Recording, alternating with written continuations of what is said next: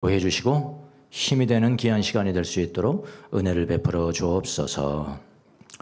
부족한 종을 세워 쌓은 입술에 기름을 부어주시고 기록된 말씀, 기록되지 않는 말씀까지도 주님의 은혜 가운데 전달되는 귀한 시간 될 수 있도록 은혜를 베풀어 주옵소서.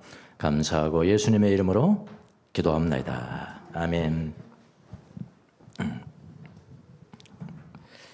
예, 저는 군대 제대를 하고 처음으로 교회를 나갔습니다. 그러니까 군대도 제가 좀 늦게 갔으니까 교회 간 때가 25살쯤 될까요? 22살에 군대 갔다가 3년 33개월입니다. 33개월입니다. 예, 와가지고 제대하고 바로 교회를 제가 나갔으니까 처음으로 이제 교회를 나갔습니다. 교회를 나간 지 1년 반 정도 뭣도 모르고 그냥 교회를 다녔고요. 1년 반 정도를 1년 반 정도 됐을 때 예수님이 저를 찾아보셨어요. 예수님을 그야말로 영적으로 체험을 했다 할까? 그렇게. 그래서 예수님을 깊이 이제 사랑하게 됐죠. 소위 말해서 예수님에 미치게 됐습니다. 미친다는 표현이 제일 맞을 것 같습니다. 그때 저는 예수님의 십자가 구원이 믿어졌어요. 믿어진다는 게 중요합니다. 내가 믿는다가 아니고 믿어진다. 예. 신앙은 믿어져야 견고해지는 거라고요. 자기가 믿으려고 하면은 안 돼요. 안 되는 겁니다. 일평생 안 돼요. 예. 자기가 믿는 단계가 있지만은 내가 주도적이 돼서 믿어야지. 그런 단계가 있지만은 어느 순간에는 그분이 이끌어 주시는 때가 있어야 돼요. 수동성의 단계가 있어야 된다는 거죠. 그걸 이제 믿어진다. 저는 믿어졌습니다. 가장 먼저 저를 찾아온 것은 형언할 수 없는 예수님의 기쁨이었어요. 그 기쁨은 이 세상이 줄 수 없는 기쁨이었고 주체할 수 없는 기쁨, 이렇게 표현해야 될 것 같습니다. 주체할 수 없는 기쁨이었습니다. 세상이 줄 수 없는 기쁨.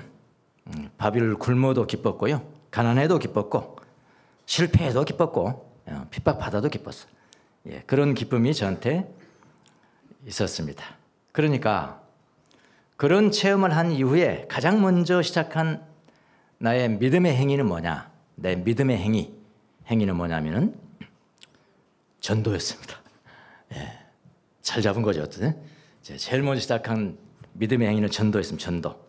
하루라도 예수님을 전하지 않으면 좀 허전해. 하루라도 전하지 않으면. 이건 제 이제 열심인 겁니다. 하루라도 예수님을 전하지 않으면 허전할 정도예요. 많은 기회를 잡아서 가능한 하루라도 많은 기회를 잡아가지고 전도를 했어요. 제가 이제 말하는 전도라는 것은 예수님이 십자가에 못 박혀 죽으시고 우리를 위해서 우리 죄를 용서하시고 부활하셔서 다시 오고 우리를 부활시키는 그분이라는 것을 언어로 선포하는 겁니다. 이렇게 말로 선포하는, 예수님 믿으세요. 예수님 믿으세요. 언어로 선포하는 전도입니다. 전도에 대한 별도의 훈련이 없었어요. 나중에 신학교 왔더니 전도 폭발 훈련이니 이런 거 있어요. 이벤젤리즘 익스플로전, 전도 폭발 그런 거 또 학점이니까 했지만 글쎄 제가 했거든요. 다 있어요. 수료증까지 다 있어요. 나이가 갈수록 이런 걸 했나 별로 도움이 안 됩니다. 예. 됐어요. 그럼 그 훈련하기 전에도 그냥 막 나가서 예수님 전했다고요. 특별한 훈련도 없었고 어떤 길잡이도 없었어요. 너무 빨리 나가는 거 아니야? 누구라도 일만 해줬으면 좋았을 텐데 그런 말 해주는 사람이 없었어요. 나 혼자 열심히 나가서 그냥 전도하고 깨지고 기분 나쁘고 상처받고 가끔마다 한 사람 믿으면 하나님 역사하셨다고 그러고 그렇게 전도를 하니까 시행착오가 참 많았습니다. 제가 하는 전도는 입으로 그냥 예수님의 구원의 진리를 일방적으로 선포하는 거예요. 한 번은 어떤 지인에게 가서 1대1 전도죠. 아는 사람한테 가서 전도를 했습니다. 똑같이. 저는 아주 충만하니까요. 저는 충만해서 전도를 하면은 누구든지 내 앞에 다 꼬꾸라질 거야. 꼬꾸라질 거야. 그렇게 생각하고 예수님을 전했습니다. 다 전했는데, 그러니까 초창기입니다. 제가 예수님 체험하고는 초창기. 다 전했는데도 그분은 아무런 감동도 없는 거예요. 아무런 감동도 없이 저만 멀쩡멀쩡하게 보고 있었습니다. 그래서 예수님 영접하시겠습니까? 항상 그건 해요. 예수님 영접하실래요? 그럼 제가 도와드릴게요. 예수님 영접하시겠습니까? 라고 물어도요, 미동도 하지 않았습니다. 자, 이럴 때 전도자는 어떻습니까? 당황이 되죠. 당황만 되면 좋은데 저 같은 사람은 마음이 약해서 당황 정도가 아니라 상처를 많이 받습니다. 이것이 나를 몰라보고 믿으라고 하면 믿어야지 말이야. 이런 생각 들면서 상처도 많이 받았습니다. 그래서 저는 속으로 생각했습니다. 이분이 나의 능력을 몰라서 그래. 내 영적인 능력을 몰라서 그러는 거야. 라고 생각하고 그 자리에서 그 사람 앞에서 방언 기도를 했습니다. 방언 기도를 막 했어요. 방언 기도. 제가 방언으로 기도하면은 이 사람이 놀래가지고 억지로라도 예수님을 영접할 것 같았다 이 말입니다. 그런 생각엔 너무 순진하잖아요. 너무 나이브한 거죠. 근데 방언으로 기도해도 그 사람은 꼼짝도 하지 않는 거예요. 그 사람도 되게 강한 사람인 거였죠. 꼼짝도 하지 않았습니다. 오히려 저를 미친 사람처럼 쳐다봤습니다. 지금 생각하면 저는 참 어리석게 전도를 하였다는 생각이 듭니다. 자기 고백입니다. 이거는 어리석게 내가 전도를 했다는 생각이 듭니다. 무차별적으로 그렇게 전도해서 어쩌다 한 사람이라도 걸리면 기분 좋고 대부분 사람이 거절하면 저는 상처받곤 했습니다. 무차별적으로 복음을 선포하는 사람의 믿음은 조금 증가시킬지는 모르겠어요. 조금 증가시킬 수는 있습니다. 그러나 상처도 받기 때문에 항상 기쁜 것만은 아니에요. 이게 저울 재보면은 상처 받아버리면 다 없어지잖아요. 지금 이제 이렇게 생각합니다. 지금은 이렇게 생각을 해요. 제가 조금 더 지혜가 있었더라면 전도를 좀 더 효과적으로 할 수 있었을 것인데 그런 생각을 했어요. 어떤 지혜일까요? 전도의 범위를 무제한으로 넓히지 말고 범위를 아주 제한할 것. 나중에 보니까 성경에 있더라고요. 범위를 아주 제한할 것. 두 번째, 가족 이외에 다른 사람들을 이방인이라고 한다면 가족을 제껴놓고 이방인들에게 먼저 가지 말고 가장 우선적으로 나의 가장 가까운 가족들에게 집중할 것. 그때는 이걸 몰랐어요, 제가요. 몰랐습니다. 지금 이제 후회를 하죠. 이미 늦었지만 여러분들에게는 좀 실수하지 마시라고 제가 가르쳐 드리는 겁니다. 가정에 좀 집중할 걸. 내 자녀들에게, 내 아내에게, 내 가까운 친척, 삼촌, 사촌 이렇게 넓혀갈 걸 그랬다. 세 번째, 이거 중요합니다. 나는 전도라는 것을 단지 복음의 언어적 선포, 예수님 믿으세요. 예수님은 하나님의 유일하신 아들이십니다. 그분이 십자가에 못 박혀 죽으셨어요. 이런 언어적 선포잖아요. 그렇죠? 언어적 선포. 단지 전도라는 것을 단지 복음의 언어적인 선포로만 생각하지 말고 좀 더 넓어요. 또 복음은 하나님의 나라를 내 삶으로 살아내고 살아낸다는 것은 드라마잖아요. 단지 언어적 선포가 아니라 드라마라고, 그림이라고요. 내가 살아내는 것이니까 내가 삶 속에서 이 드라마를 가족들에게 보여주는 전도 방식을 알았어야 됐을 텐데. 그리고 네 번째는 그 후에 전도의 범위를 점점 확대해 가는 것. 이런 지혜만 있었어도 내가 시행착오를 좀 줄일 수 있었겠다. 그런 생각을 합니다. 자, 여러분이 예수를 믿고 은혜 받고 전도를 해야 되겠다는 그런 마음도 생기고 믿음도 생기고 사명감도 생겼을 때, 그런 분 있잖아요. 사명감도 생겼을 때 누구에게 전도하기가 가장 어려울까요? 누구에게 전도하기가 가장 어려울까요? 바로 가까운 가족들입니다. 그래서 밖으로 나가는 거예요. 제일 가까운 사람이 제일 나를 이해를 해줘야 될 것 같은데 안 하니까 에이 그럼 다른 사람한테 내가 복음 전해. 근데 어떻게 생각하면 가족들에게 전도하는 것이 쉬울 수도 있습니다. 왜냐하면 가족들은 가까이 있잖아요. 가까이 있고 어색하지도 않으니까. 복음의 언어적 선포의 기회가 많이 있을 것 같은데요. 근데 가족들이 복음의 언어적 선포를 한 번 했는데 그냥 믿어버렸어? 그러면 좋겠죠. 한 번 믿어버리면 좋겠죠. 얼마나 좋겠어요. 근데 그런 일이 반드시 다 생기냐고요. 그렇지 못할 경우에 또 선포해야 되죠. 또 선포하고 또 선포하고 그러면 나중에는 무슨 소리 들을까요? 잔소리가 돼버립니다. 복음 전도가 이게 비극이긴 해요. 잔소리가 돼버려. 어쩌면 그들에게 내 가족에게 필요한 것은 복음의 언어적 선포가 아니라 하나님의 나라를 삶으로 살아내서 보여주는 드라마가 아닌가. 나의 드라마가 아닌가. 하나님이 연출하신 드라마가 아닌가. 그런 생각을 합니다. 그런데 그들에게 들려주는 것만, 복음의 언어적 선포를 들려주는 것만으로는 부족합니다. 삶이 필요합니다. 삶의 드라마가 필요합니다.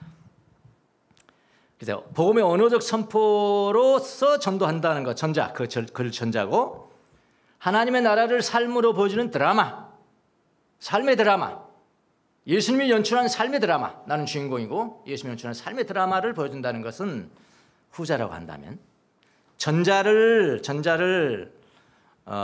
뭐라고 그러냐 하면은 들려주는 복음 전도 이렇게 합니다. 오늘 12제자의 전도법이잖아요. 그러니까 전자를 들려주는 기회다 들려주는 복음 전도. 후자를 뭐라고 그러냐면은 보여주는 보여주는 복음 전도 이렇게 이야기를 합니다. 누가 이야기했냐고요? 주명수 목사님이 말했습니다. 어떤 상황에서는 전자가 더 주요하고요. 어떤 상황에서는 후자가 더 중요합니다. 그리고 어느 때든지 우리는 두 가지를 다 사용할 수 있어야 돼. 준비돼야 돼. 두 가지를 다 준비돼야 돼. 자, 두 가지 다 준비된 전도 방법은 뭐냐? 전인적 전도 방법이라. 누구 말이라고요? 주명수 목사님 말이에요. 들려주는 전도, 보여주는 전도. 이 두 가지를 어느 때든지 사용할 수 있는 사람을 전인적 전도의 방법이라. 자, 이제 본문으로 돌아가 보겠습니다. 오늘 이제 말씀과 관계되는 거잖아요. 본문으로 돌아가 보겠습니다. 예수님이 12제자를 선택하시고 전도를 보내십니다. 요 말 꼭 해야 돼. 그래서 내가 내 가족에게 보여주는 전도 드라마를 내가 못 살았구나. 그것으로 제가 요즘 회개를 많이 하고 있습니다. 내가 좀 더 가족들이 더 집중하면 좋았을 건데 몇십 년 전의 이야기지만은 그렇게 지금 하고 있다는 걸 말씀드리고요. 본문은 돌아가세요. 예수님이 12제자를 선택하시고 전도를 보내시잖아요. 초기의 전도잖아요. 이건 성령 오시기 전입니다. 지금 예수님 십자가 못 박혀 죽으시기 전이에요. 초기예요. 초기의 전도입니다. 그러니까 성령이 오시기 전까지의 전도를 초기의 전도. 그러니까 성령이 오신 이후의 전도를 후기의 전도라고 하면은 무슨 말 이해가 되시죠? 초기의 전도, 후기의 전도. 성령님이 오신 후에는 후기니까 전자의 전도 방법, 그러니까 전기의 전도 방법과 후기의 전도 방법이 조금은 다릅니다. 성경을 보시면 여러분 깨달으신 분은 깨달으시겠지만 성경 보고 조금 달라요. 자, 가장 큰 차이는 뭐냐? 가장 큰 차이는 초기의 전도의 범위와 후기의 전도의 범위예요. 한번 읽어드릴게요. 사도행전 1장 8절이 후기의 전도입니다. 사도행전 1장 8절이 그러나 성령이 너에게 내리시면 너희가 권능을 받고 예루살렘과 온 유대와 사마리아에서 그리고 마침내 땅 끝에까지 나의 증인이 될 것이다. 이게 후기죠. 후기입니다. 성령이 오신 이후입니다. 초기의 전도의 범위는 무엇입니까? 오늘 말씀입니다. 오늘 말씀. 5절 보시겠습니다. 5절. 예수께서 이들 12 제자, 가룟 유다도 있습니다. 여기 가룟 유다도 있어요. 12를 내보내실 때에 그들에게 이렇게 명하셨다. 예수님이 명하십니다. 직접 명하셨습니다. 이방 사람의 길로도 가지 말고 그랬어요. 이방 사람들의 길은 아예 들어가지도 말아라. 그 길은 들어가지도 말아라. 그리고 사마리아 사람의 도시에도 들어가지 말아라. 들어가지도 말라 했어요. 들어가지도 말라고 그랬어요. 말고 차라리 6절 이스라엘 집에 이른 양떼에게로 가거라. 그랬죠? 이건 뭐죠? 유대인들이죠. 유대인들. 예, 그렇게 하겠어요. 좀 불편하지 않으십니까? 성령님의 사명이 무엇이지? 땅 끝까지 가서 내 복음을 전하라는 것이 뭔 말이야? 예수님이 이런 말씀하실 수 있어요? 예수님 민족주의자야? 민족주의자인가요? 현재한 차이가 보이시나요? 또 다른 차이는 무엇입니까? 성령이 오신 후에는 너는 내 증인이 될 거야. 이렇게 했죠. 너는 각자가 내 증인이 될 거야. 증인이. 초기에 선포하는 것은 뭐냐면은 하늘나라가 가까이 왔다 라고 선포해라. 누구에게? 이스라엘 집에 잃어버린 양들에게 하나님 나라가 가까이 왔다 이렇게 전하라. 다르죠. 범위도 다르고 내용도 다르고요. 이런 것을 볼 수 있어야 됩니다. 전도의 범위가 차이가 있으니까 전도의 내용도 조금 차이가 있는 거예요. 자, 그럼 왜 이런 차이가 있을까요? 왜 이방 땅으로 가지 말라고 하셨을까요? 왜 전도의 범위를 쉽게 말하면 제한하셨을까요? 아까 제가 처음에 내가 나 자신을 제한했어야 됐습니다. 그랬잖아요. 제한하셨을까요? 이거는 결론적으로 말하면 제자들을 향한 예수님의 배려입니다. 여러분 이해할 수 없는 명령, 이해할 수 없는 가르침, 이해할 수 없는 행동을 하실 때는 항상 뭐라고 그랬어요? 배려해서 하시다. 예수님의 배려심입니다. 배려심. 5절 6절 예수께서 이들 12를 내보내실 때 그들에게 이렇게 명하셨다. 이방 사람의 길로도 가지 말고 또 사마리아 사람의 도시에도 들어가지 말고 이스라엘 집에 이른 양떼에게로 가거라. 예수님이 12제자를 지금 보내실 때는 성령이 오시기 전입니다. 물론 예수님이 계시기는 합니다만은 예수님이 몸이 하나잖아요. 예수님 몸이 하나라고요. 몸이 하나이니 제자들을 모두 다 따라할 수는 없습니다. 훈련시킨 내가 다 따라할까? 오늘은 1번 타자, 이런 2번 타자 그래 따라다니면 되는데 아니 이건 한꺼번에 보내는 거거든요. 그럼 예수님이 어떻게 따라갑니까? 못 따라가는 거죠. 제자들이 예수님이 없이 홀로 전도를 하러 가야 합니다. 성령이 오셔서 제자들과 함께 하시는 그런 마음의 상태가 아직은 아니냐라고요. 두려워요. 제자들이 두렵습니다. 그렇다고 내가 막 예수님이 있는 것과 똑같은, 성령 오실 때는 그랬죠. 예수님이 똑같은 그런 막 충만함과 능력이 있는 거예요. 지금 그렇지도 않잖아요. 예수님과 별도로 지금 가야 되는 거잖아요. 그런데 예수님은 이스라엘 집에 이른 양떼들에게로 가라는 거예요. 이방 땅에는 아예 길도 들어가지 말라고 하십니다. 사마리아 사람의 도시로도 가지 말라고 하십니다.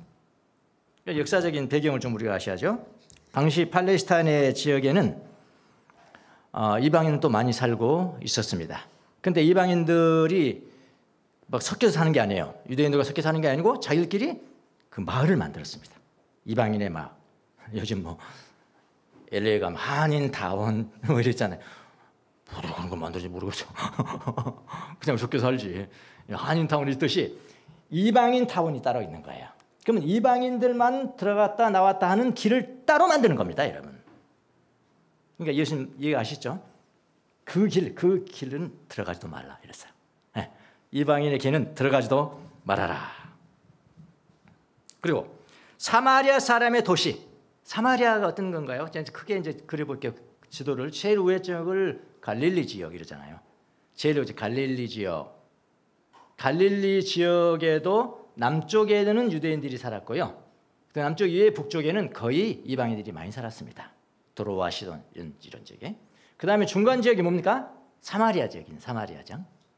충청도 지역입니다. 사마리아죠. 사마리아가 뭡니까, 여러분? 예수님이 사마리아 여인에게 했죠. 사마리아 여인이 예수님께 말했잖아요. 아니 어째 나한테 그런 이야기를 하십니까? 우리 사마리아인들하고 유대인들하고는 상종도 안 하지 않습니까? 그러잖아요. 그리고 뭐 어떤 사람들은 당신네 예루살렘에서 예배한 처소가 있다던데, 아니 우리는 여기서 예배합니다.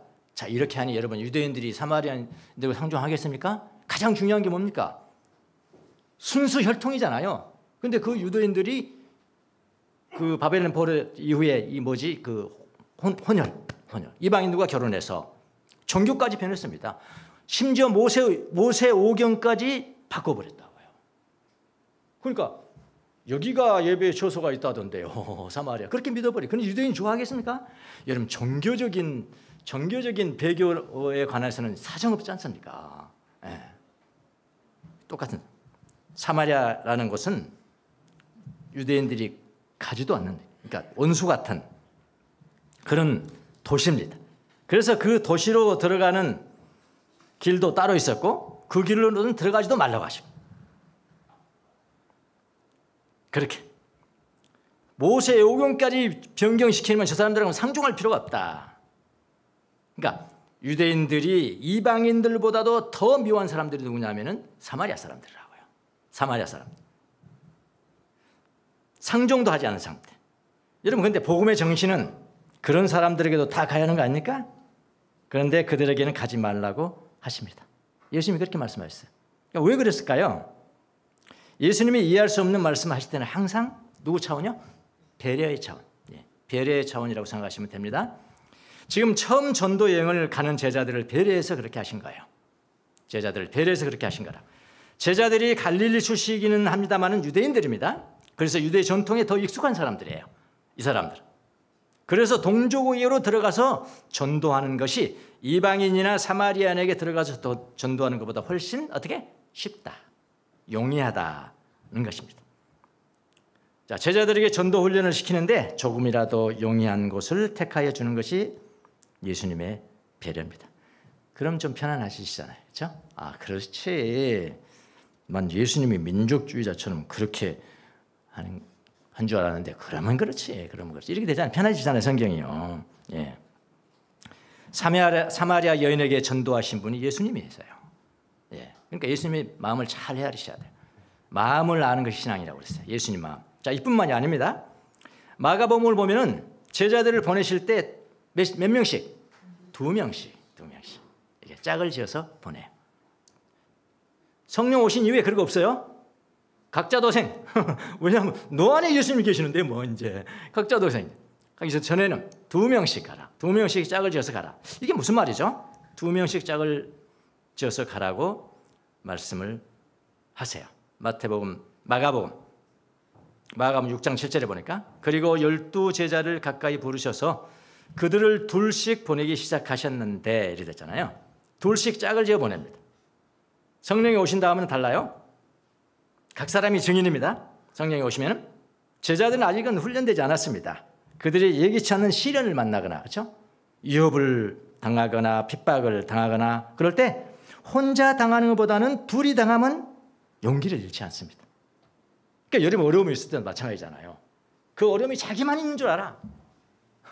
자기만 있는 줄 알고, 어찌게 하나님 그럴 수가 있어. 나한테 이렇게 시련을 주십니까?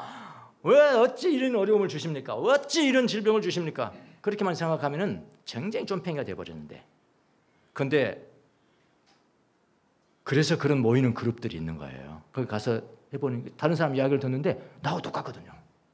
나하고 똑같은 어려움이 있고 나하고 똑같은 시련이 있단 말이야. 그럴 때 어떻게 돼요? 와, 저 사람도 똑같네.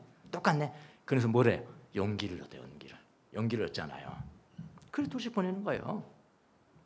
혼자 하는 것보다 둘씩 보냅니다. 이것도 예수님의 배려죠.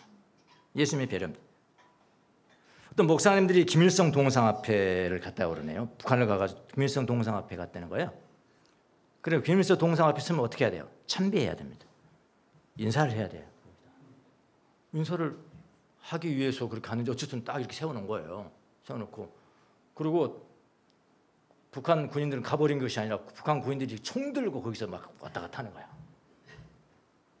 참배하시라요. 딱 했다. 참배하시라요.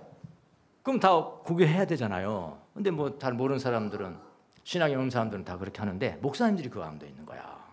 그리고 할 수도 없고 안 할 수도 없고. 그래서 눈을 딱 뜨고 딱 봤더니 저기 김 목사님도 안 하고 있는 거야. 김 목사 자기도 용기를 다하죠. 안 하던. 그렇게 간증하는 걸 제가 들었습니다만, 예, 맞습니다. 둘씩 같이 보낼 때는 혼자 당하는 거하고는 차이가 있죠. 예수님의 배려입니다. 배려. 자, 때로는 전도의 범위를 제한할 필요가 있습니다. 이스라엘을 잃어버린 양떼로 제한할 필요가 있어요. 여러분의 가족에게로 제한할 때가 있습니다. 그러니까 너무 빨리 가버리면, 너무 빨리 사는 데 가버리면요, 가족이 그늘이 돼야 됩니다. 가족은 그늘이 돼요. 그래서 가만히 보면은 목사님이나 장로님이나 그 교회 지도자들의 가까운 가족들이 예수님을, 교회는 다니죠. 교회는 예수님을 진짜 경험하지 못한 사람들이 많다고요. 그거 우리가 명심해야 돼요. 예. 그래서 어떻게 보면은 정말 저 같은 경우는 제가 예수님 믿을 때 제 가족 중에 믿는 사람이 한 사람도 없었어요. 아예 단 한 사람도 없었다고. 작은 엄마가 이제 결혼해서 왔는데 그분이 교회를 다니는 거예요.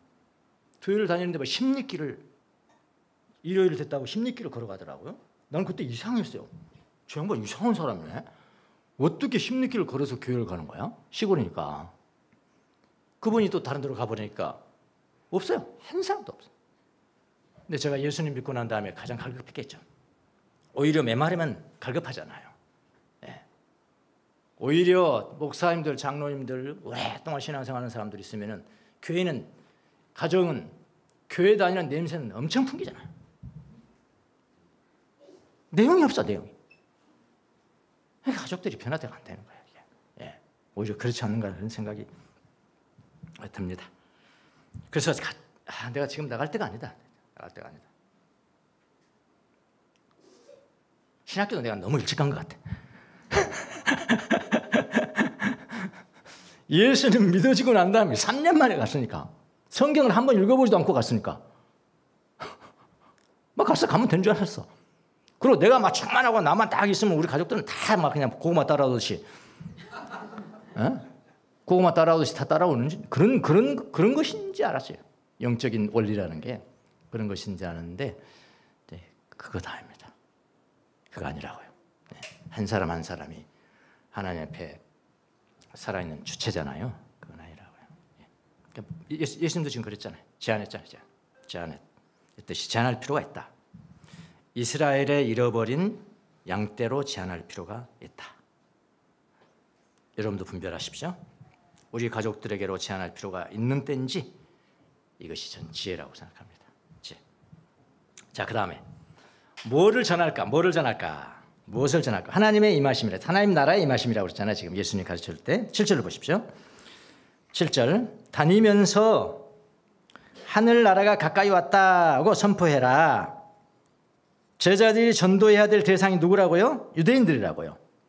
이스라엘에 잃어버린 양떼들입니다. 유대인들이 누굽니까, 여러분?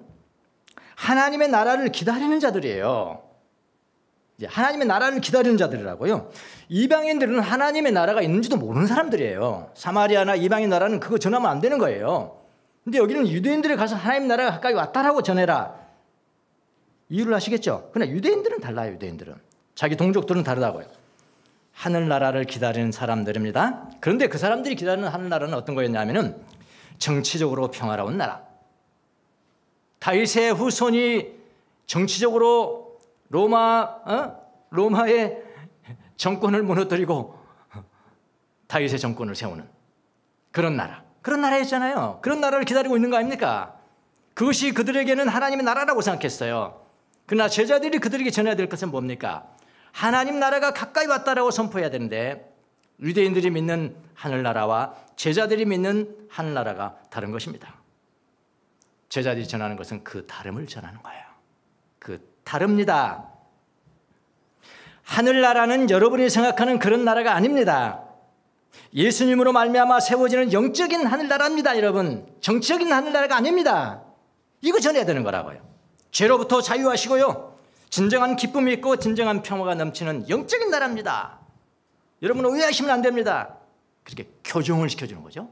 교정을 시켜주는 그런 복음 전파를 하는 겁니다.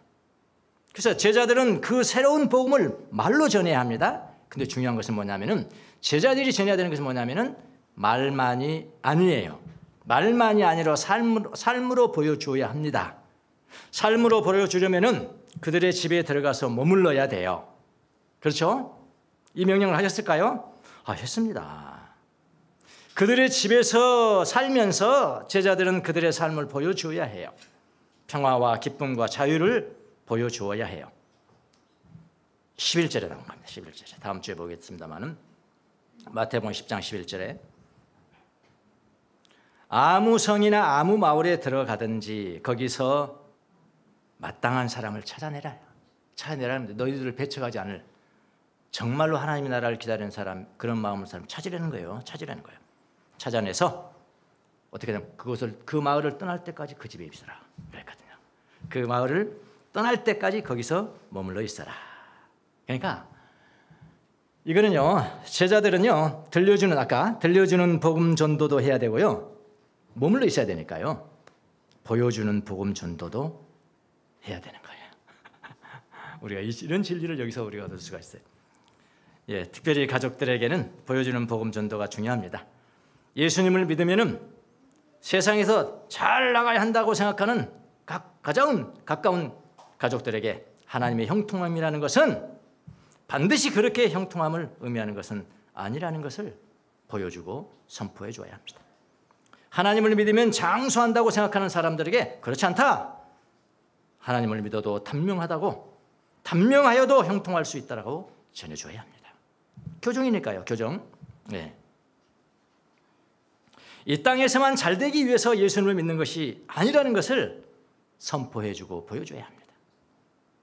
들려주는 복음 전도도 해야 되고 보여주는 복음 전도도 해야 합니다. 여러분의 삶을 통해서 하나님 나라가 선포되도록 하십시오.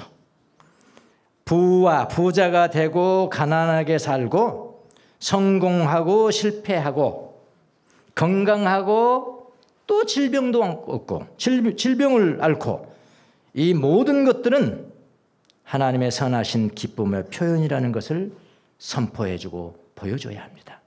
교정이니까요. 교정이니까. 나에게 일어나는 모든 일은 내 안에서 믿음의 행위를 일으키는 것이고, 모든 일입니다. 기쁨의 일, 슬픔의 일, 모든 일은 그렇잖아요. 우리가 하나님 안에서 사는 거 아닙니까? 내가 삶을 살아도 하나님 안에서 살고 움직여도 하나님 안에서 움직이고 내 존재가 하나님 안에 있는 것인데 내가 일어나는 이것은 하나님의 일이고 저것은 하나님의 일 아니고 그것은 없단 말이에요. 내게 일어나는 모든 일은 내 안에서 또 다른 바른 길을 걸어가도록 하는 믿음의 행위를 하라는 그런 어떤 하나님의 의도된 일이고, 이렇게 믿어야 되는 거죠. 의도된 일이고, 내가 내 믿음이 성숙하게 가도록 하나님께서 인도하시는, 하나님께서 원하시는 도록 의도된 그런 일이고, 이렇게. 이것은 하나님이 일으키신 일이고 이것은 아니고 그런 식이 아니라요. 그렇게 되어진다는 것을 내가 내 삶으로 드라마로 보여주라.